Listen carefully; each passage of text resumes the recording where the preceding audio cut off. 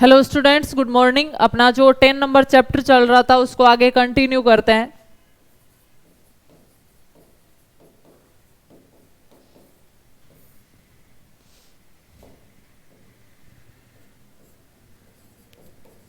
प्रकाश संश्लेषण।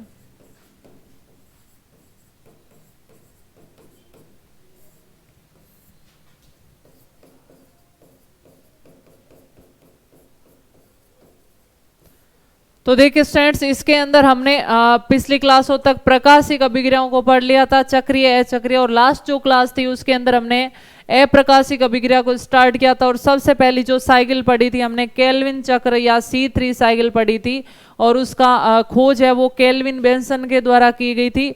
और केल्विन चक्र में जो प्रथम CO2 का ग्राही होता है वो अणु 3 कार्बन युक्त होता है, इसलिए उसको C3 साइकिल या केल्विन चक्र या C3 पौधे बोला जाता है उन्हें। अब हम देखिए, जो कार्बन डाइऑक्साइड के यौगिकीकरण का जो प्रथम ग्राही होता है वो 5 कार्बन युक्त एंजाइम होता है जिसे रूबिस्को कहा जाता है। तो रूबिस्को के क्या क्या इंपॉर्टेंट पॉइंट है, नोट करते हैं। रूबिस्को एंजाइम,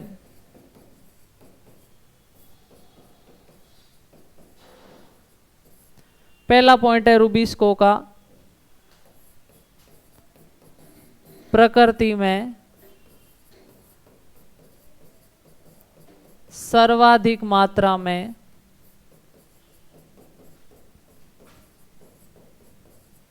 पाई जाने वाली प्रोटीन।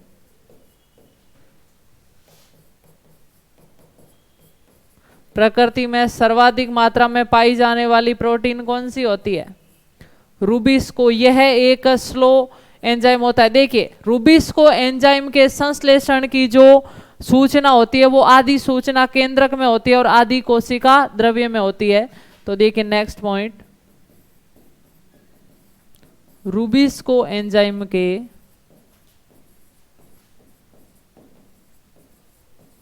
संश्लेषण की आदि सूचना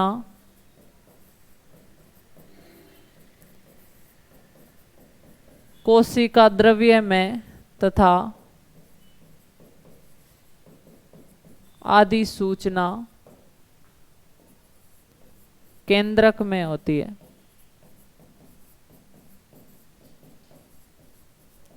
नेक्स्ट पॉइंट, यह एक स्लो एंजाइम है यानी धीरे काम करता है। यह एक स्लो एंजाइम है। नेक्स्ट पॉइंट, देखिए रूबिस्को एंजाइम कार्बन डाइऑक्साइड से भी जुड़ सकता है, ऑक्सीजन से भी जुड़ सकता है, लेकिन इसमें ज्यादा बंधुता है वो कार्बन डाइऑक्साइड के साथ होती है। तो next point, rubisco enzyme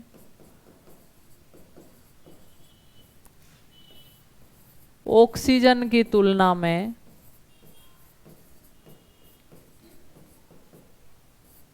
CO2 के साथ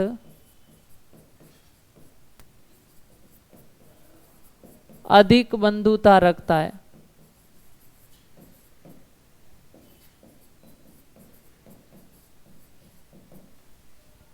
नेक्स्ट पॉइंट,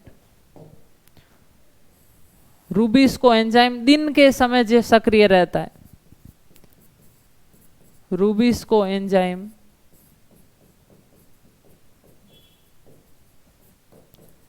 दिन के समय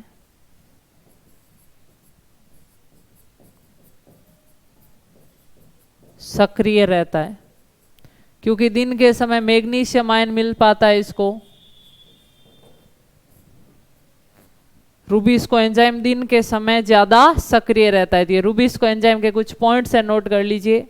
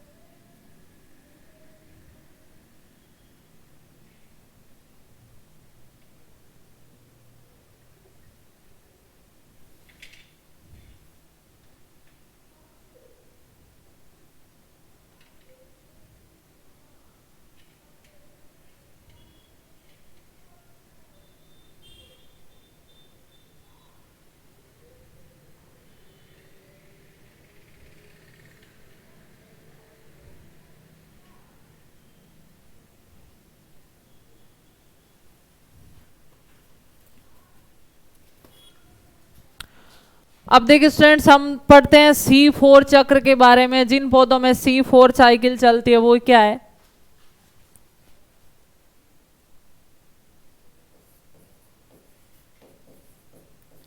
C4 चक्र, या इसे बोला जाता है हैच एंड स्लेक साइकिल,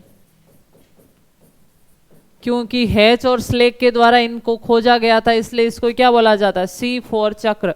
देखिए C4 चक्र का मतलब क्या है कि जिन पौधों के अंदर कार्बन डाइऑक्साइड के यौगिकीकरण से पहला उत्पाद 4 कार्बन युक्त बनता है, जिसे ऑक्जेलो एसिटिक एसिड बोला जाता है, तो उन पौधों को क्या बोलेंगे? C4 पौधे। तथा उनके अंदर चलने वाली अप्रकाशिक साइकिल को क्या बोलेंगे? C4 cycle.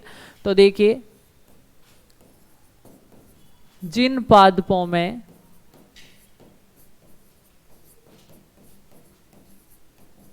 CO2 के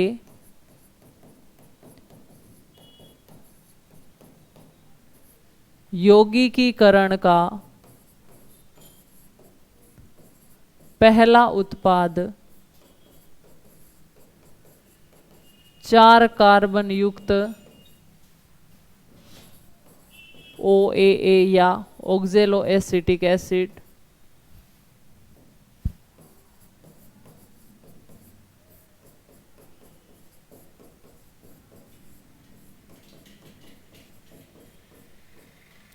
चार कार्बन युक्त होता है, उन्हें C4 पादप तथा उनमें चलने वाले चक्र को C4 चक्र कहा जाता है। देखिए स्टूडेंट, C4 पौधों का विकास करने का महत्वपूर्ण लक्ष्य क्या था? कि कार्बन डाइऑक्साइड का ज्यादा से ज्यादा उपयोग किया जाए और जल की हानि कम से कम की जाए। तो देखिए, C4 पादपों का विकास इस लक्ष्य से हुआ कि CO2 का उपयोग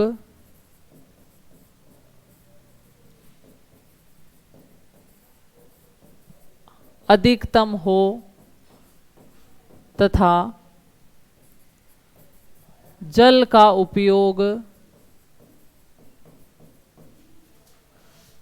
उपयोग न्यूनतम हो। यानी इस पौधों का विकास करने के लिए मकसद क्या था? कार्बन डाइऑक्साइड का ज्यादा से ज्यादा उपयोग कर लिया जाए और जल का उपयोग है वो कम से कम हो।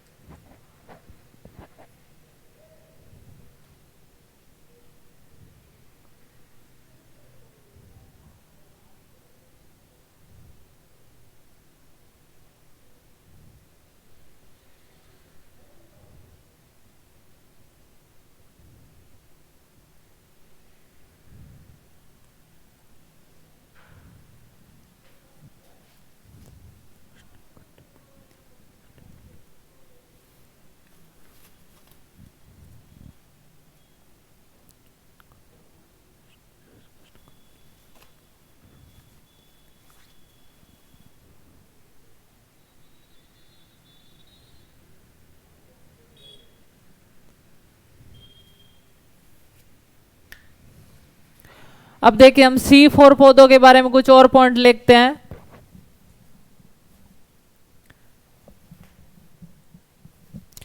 देखिए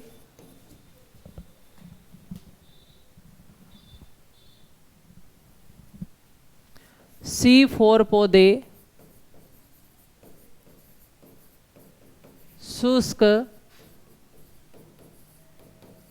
उष्णकटिबंधीय क्षेत्रों में पाए जाते हैं। नेक्स्ट पॉइंट, C4 पौधों में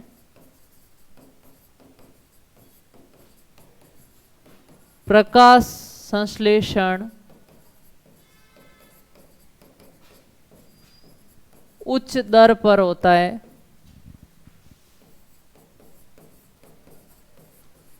क्योंकि इनमें प्रकाश श्वसन अनुपस्थित होता है।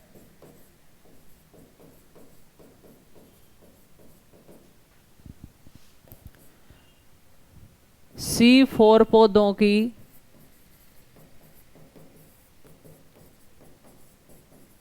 पत्तियों में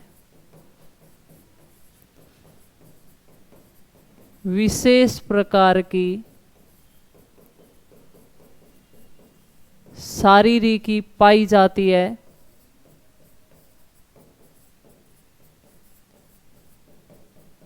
जिसे क्रेंज शारीरिकी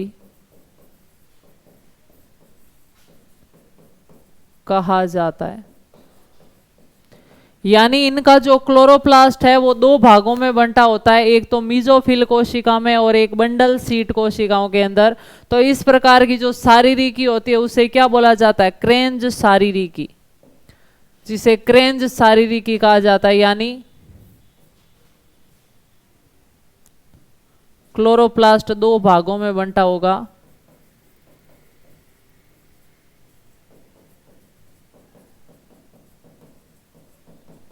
क्लोरोप्लास्ट दो भागों में विभक्त। एक तो होगी मीजोफिल कोशिका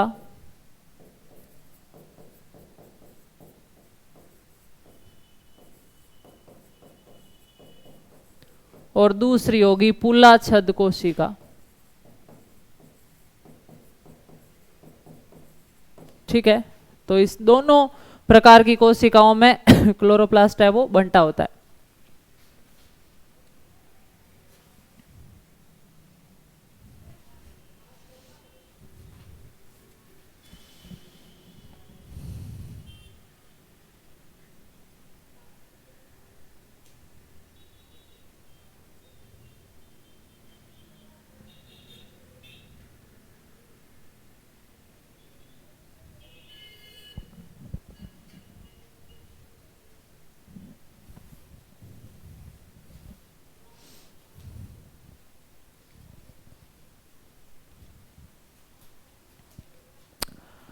अब देखिए जो C4 पौधों के अंदर इस शारीरिकी के अंदर जो कोश प्रकाश संश्लेषण चलता है वो किस प्रकार चलता है? देखिए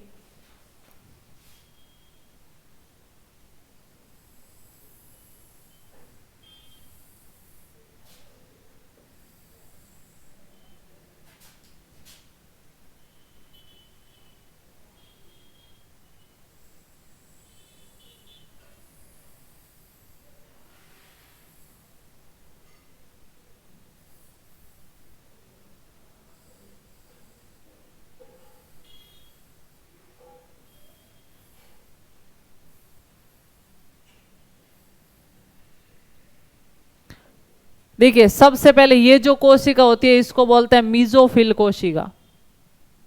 ये है मीजोफिल कोशिका।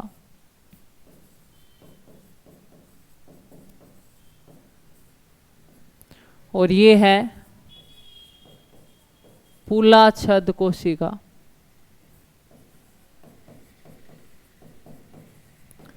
अब सबसे पहले इनके अंदर कार्बन डाइऑक्साइड कहां पर आएगी?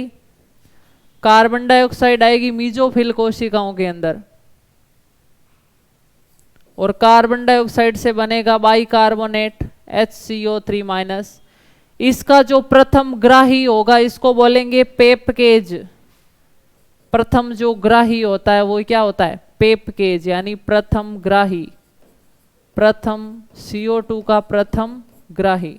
ठीक है, ये पेपकेज क्या बनाएगा? इससे 4 कार्बन युक्त यौगिक बनाएगा जिसे बोला जाता है ऑक्जेलो एसिटिक एसिड। यानी कितने कार्बन युक्त यौगिक है? 4 कार्बन युक्त यौगिक है। प्रथम कार्बन डाइऑक्साइड के यौगिकीकरण का पहला उत्पाद 4 कार्बन युक्त होता है, इसलिए तो इसको क्या बोलते हैं? C4 साइकिल बोलते हैं, C4 साइकिल।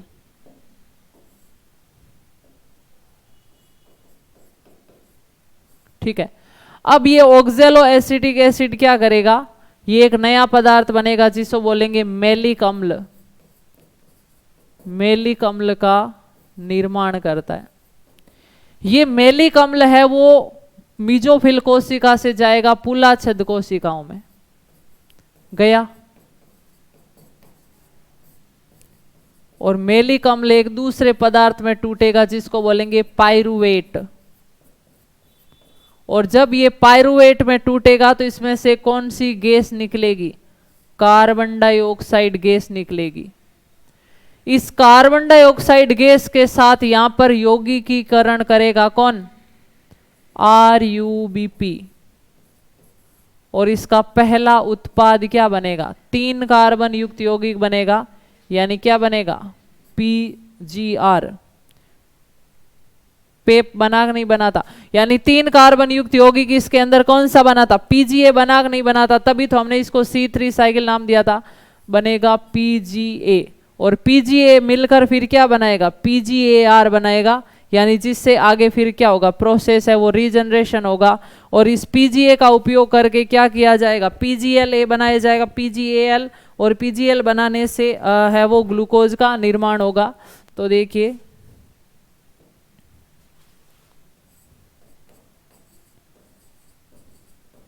और इस PGL से क्या बनेगा? ग्लूकोज।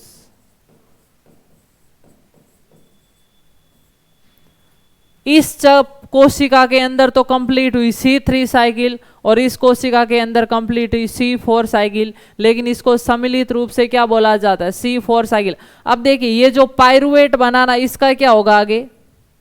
ये पाइरुवेट वापस पुलाछद कोशिकाओं से कहाँ आएगा? मीजोफिल कोशिकाओं के अंदर आएगा, और ये वापस किसका निर्माण करेगा? पेप का निर्माण करेगा। आया समझ में? तो पाइरुवेट आपको ध्यान रखना है, मेलिक अम्ल मीजोफिल कोशिका से पुलाछद कोशिकाओं में जाता है, और पाइरुवेट पुलाछद कोशिकाओं से मिजोफिल कोशिकाओं में आता है।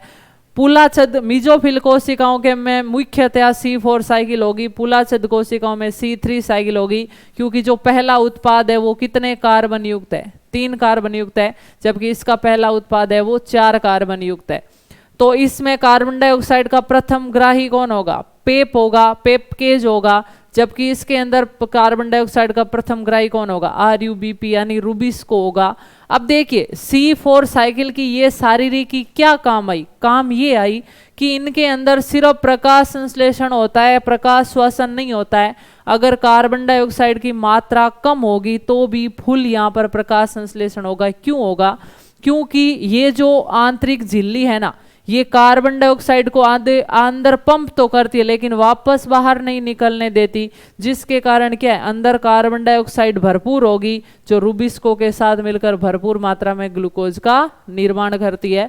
तो इस प्रकार C4 साइकिल है वो किन के अंदर कंप्लीट होती है? C4 प्लांट्स के अंदर संपन्न होती है। तो इसमें आपको क्या क्या पॉइंट ध्यान रखना है?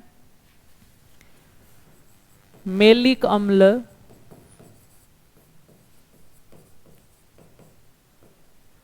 मीजोफिल कोशिका से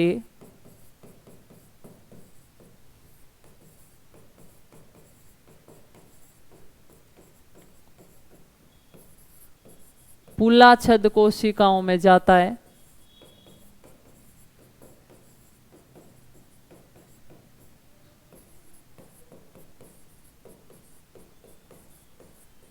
जबकि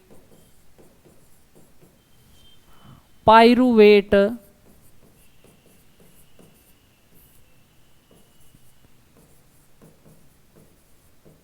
पुलाछद कोशिकाओं से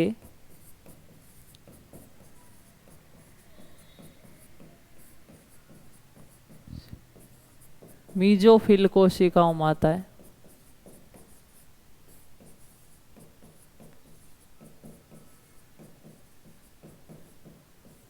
कोशिकाओं में आता है, ठीक है। नेक्स्ट पॉइंट, रूबिस्को के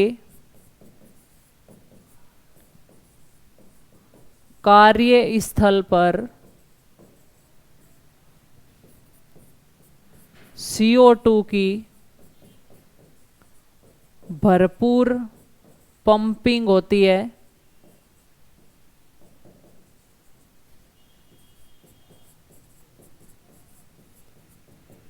यही कारण है कि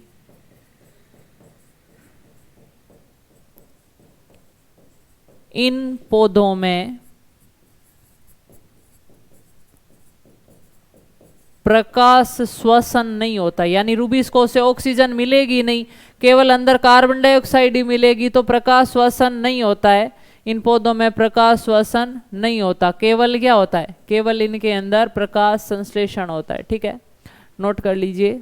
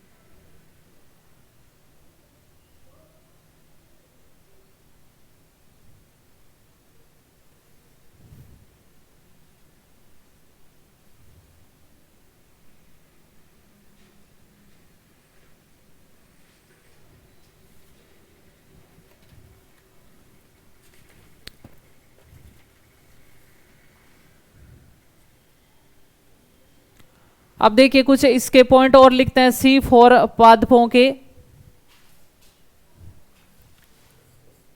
C4 पादप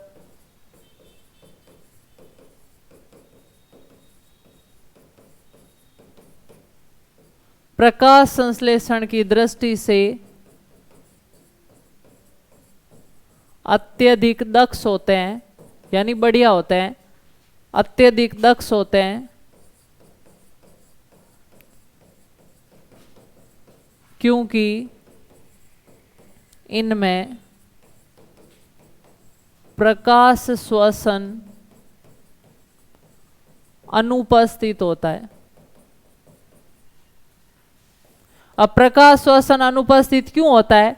क्योंकि प्रकाश श्वसन तभी होगा जब रूबिस्को के साथ क्या जुड़ेगी, ऑक्सीजन गैस जुड़ेगी। और इन पौधों की शारीरिकी ऐसी होती है कि इनके अंदर रूबिस्को के जो कार्य स्थल है यानी पुलाछद कोशिका है, वहां पर ऑक्सीजन की सांद्रता बहुत कम रहती है और वहां पर मीजोफिल कोशिका है वो कार्बन डाइऑक्साइड की फुल पंपिंग करती है। तो रूबिस्को के साथ केवल कार्बन डाइऑक्साइड ही मिलता है, ऑक्सीजन मिलती नहीं है, इसलिए इनमें प्रकाश श्वसन नहीं होता है, केवल प्रकाश संश्लेषण होता है। तो देखिए रूबिस्को के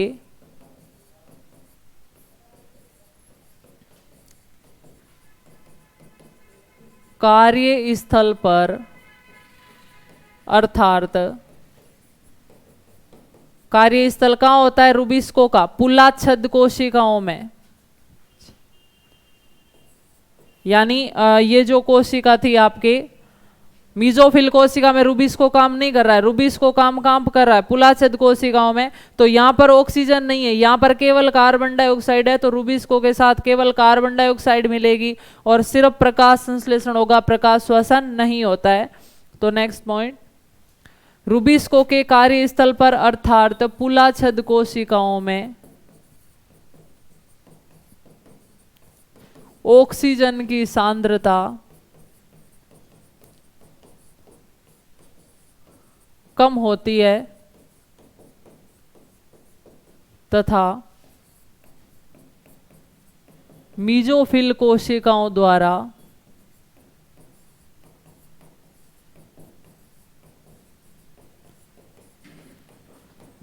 CO2 की भरपूर पंपिंग की जाती है,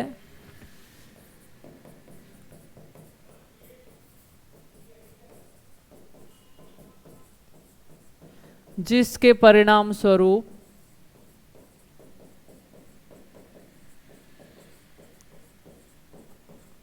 रूबिस्को के साथ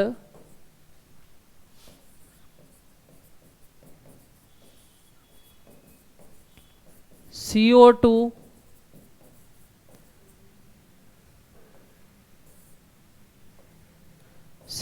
मिल जाती है तथा ऑक्सीजन नहीं मिलती,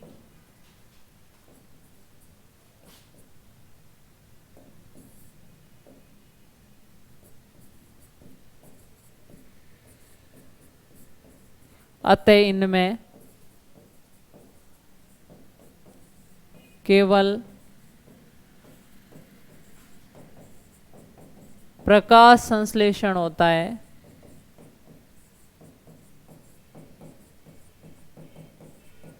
प्रकाश श्वसन नहीं होता, प्रकाश श्वसन नहीं होता। ठीक है, नोट कर लीजिए पॉइंट्स।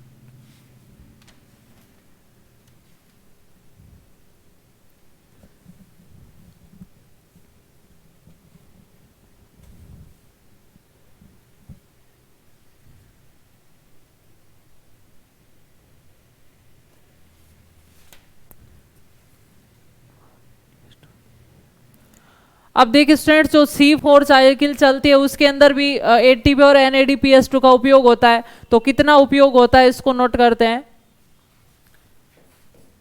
C4 चक्र में, C4 चक्र द्वारा शर्करा का निर्माण करने में 12 अणु NADPH2 तथा 30 अणु एटीपी के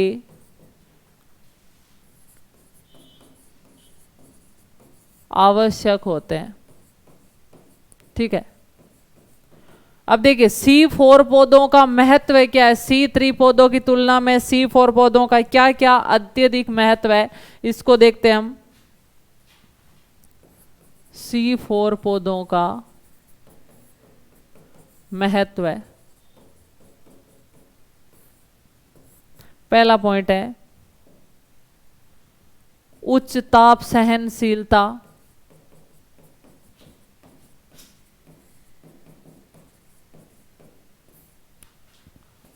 उच्च प्रकाश तीव्रता सहनशीलता,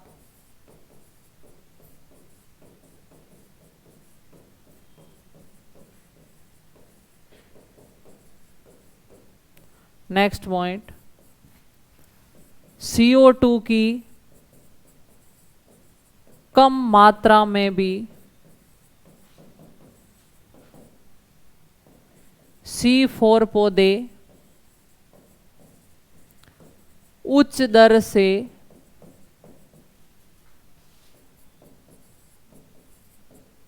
प्रकाश संश्लेषण करते हैं,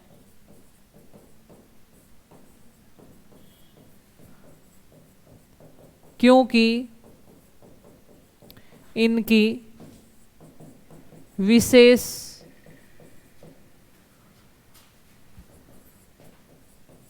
क्रेंज शारीरिकी के कारण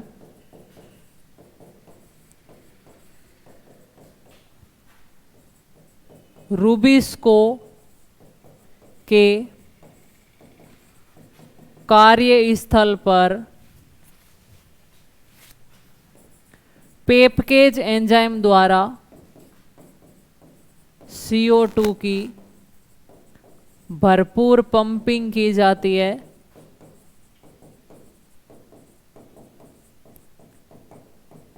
जिससे C4 पौधों के लिए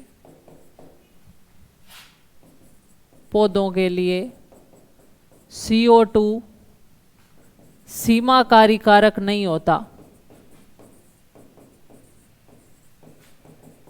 देखिए स्टूडेंट, सीमाकारी कारक किसे बोला गया? ब्लैकमैन के द्वारा नियम दिया गया था कि किसी पौधे कोई भी पौधा है वो जिन जिन कारकों से प्रभावित होता है उनमें से पौधे की दर है वो उस कारक से सबसे ज्यादा प्रभावित होगी जो निम्न सांद्रता के अंदर हो। तो C4 पौधों के लिए अगर कार्बन डाइऑक्साइड मात्रा कम होती है तो प्रकाश संश्लेषण कम होगा, लेकिन C4 पौधों के लिए कार्बन डाइऑक्साइड हमेशा ही भरपूर रहता है, चाहे वातावरण से कम मिल रहा हो। फिर भी इनकी शारीरिकी ऐसी होती है कि रूबिस्को तक CO2 फुल पहुंचती है, तो CO2 कम नहीं हो सकता इनके लिए, C4 पौधों के लिए, इनके लिए हमेशा भरपूर ही रहता है, पर्याप्त ही रहता है। और सीमाकारी कारक उसको बोला जाता है जो कम मात्रा में होता है। तो कार्बन डाइऑक्साइड गैस C3 पौधों के लिए सीमाकारी हो सकती है, C3 पौधों के लिए कार्बन डाइऑक्साइड की कमी हो सकती है, लेकिन C4 पौधों के लिए कार्बन डाइऑक्साइड की कभी भी कमी नहीं हो सकती। ये कभी भी इनका सीमाकारी कारक है वो नहीं हो सकता। तो नोट कर लीजिए पॉइंट्स।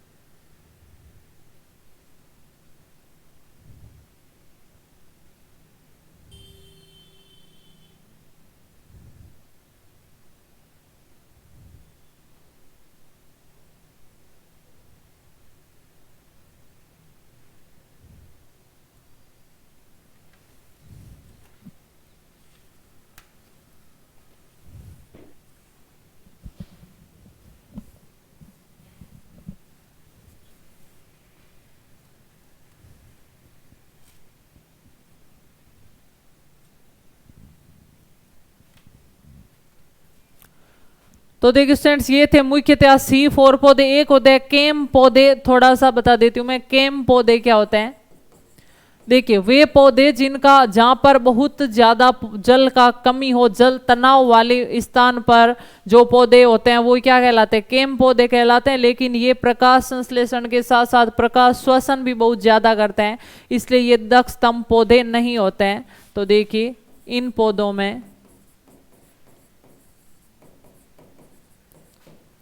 पौधों में जल तनाव की स्थिति पाई जाती है।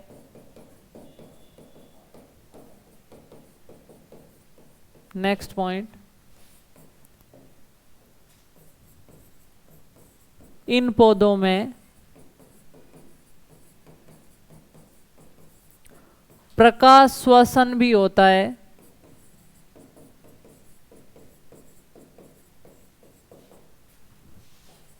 अतः ये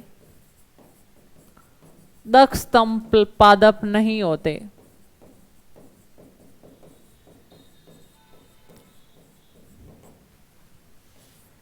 इन पादपों में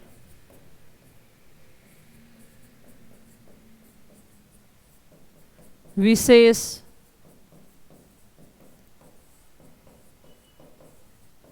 क्रेंज शारीरी की भी नहीं पाई जाती। ठीक है, नोट कर लीजिए।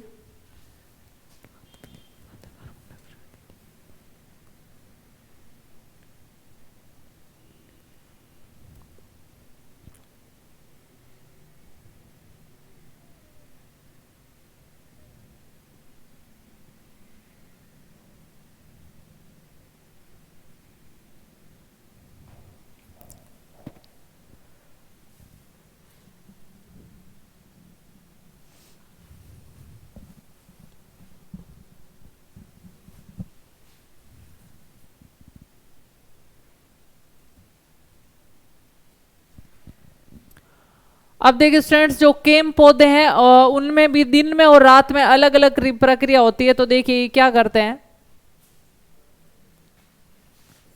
केम पादप,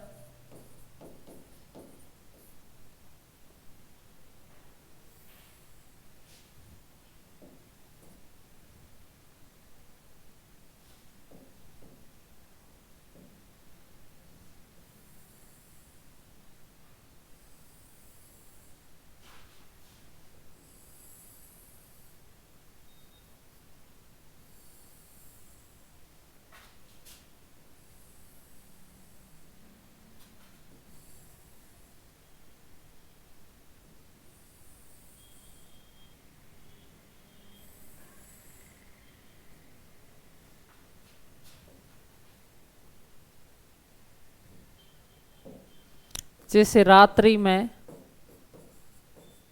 और दिन में। ये क्या करते हैं, रात्रि के अंदर कार्बन डाइऑक्साइड गैस लेंगे और साथ में क्या जुड़ेगा, पेपकेज जुड़ेगा।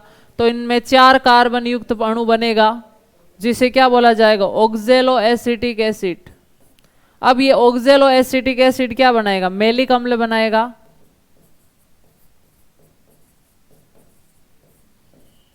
और ये मैलिक अम्ल एक पुट्टिका के अंदर संचित हो जाएगा, वैक्यूल।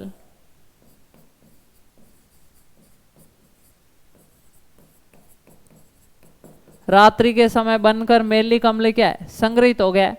फिर दिन के समय क्या होगा, ये मैलिक अम्ल निकलेगा इसमें से,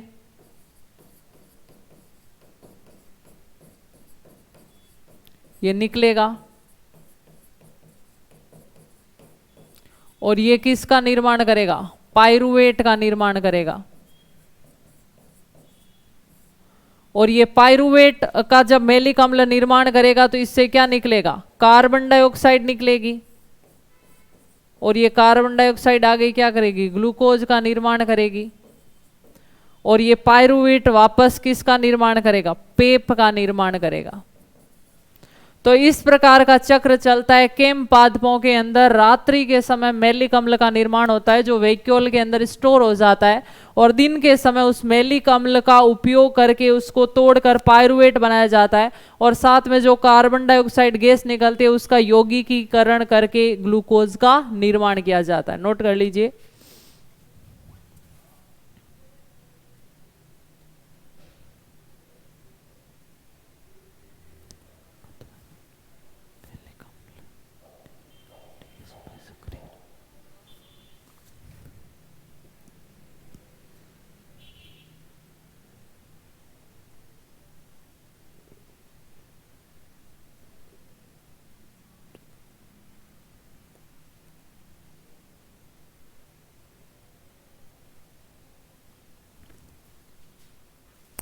अब देखिए जो केम पादप है उनके अंदर रात्रि के अंदर ये प्रक्रिया क्यों होती है, क्योंकि रात्रि के अंदर इनके अंदर जो पेपकेज एंजाइम होता है वो कैल्शियम कैल्मोडिन यौगिक के कारण क्या हो जाता है, सक्रिय हो जाता है, और जबकि दिन के अंदर मेलिक अम्ल है वो इसका विरोध करता है। तो नेक्स्ट पॉइंट देखिए, केम पादपों में रात्रि के समय पेपकेज सक्रिय रहता है,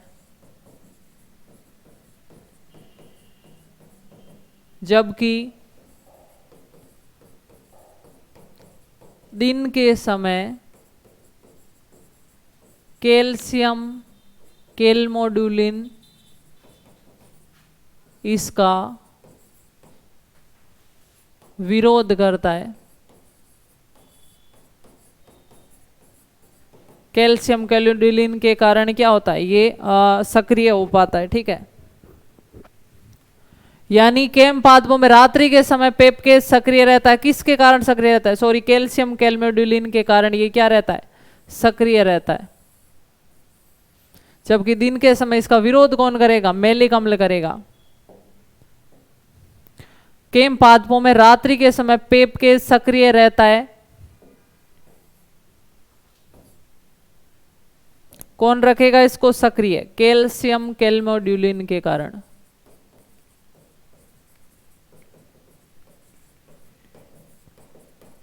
नेक्स्ट पॉइंट, दिन के समय पेप का मेलिक अम्ल द्वारा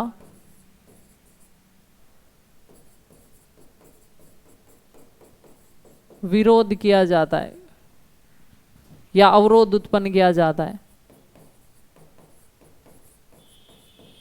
या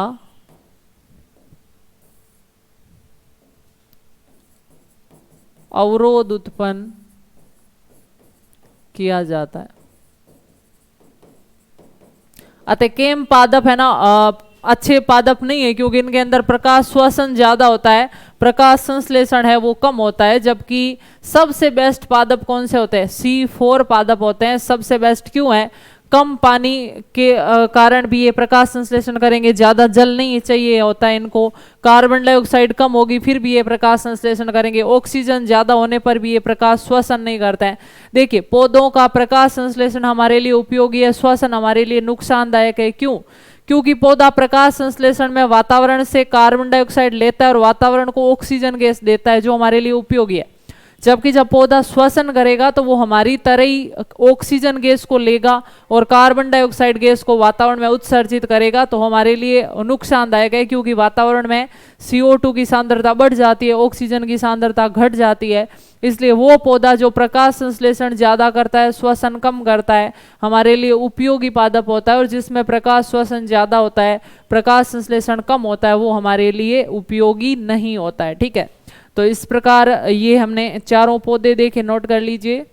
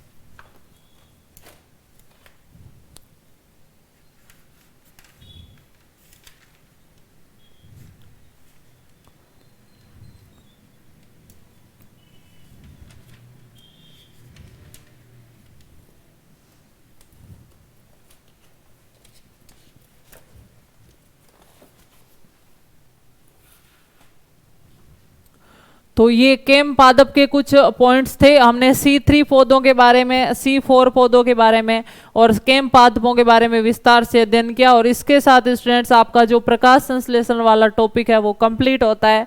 मिलते हैं नेक्स्ट क्लास में एक नए टॉपिक के साथ, तब तक के लिए थैंक यू सो मच।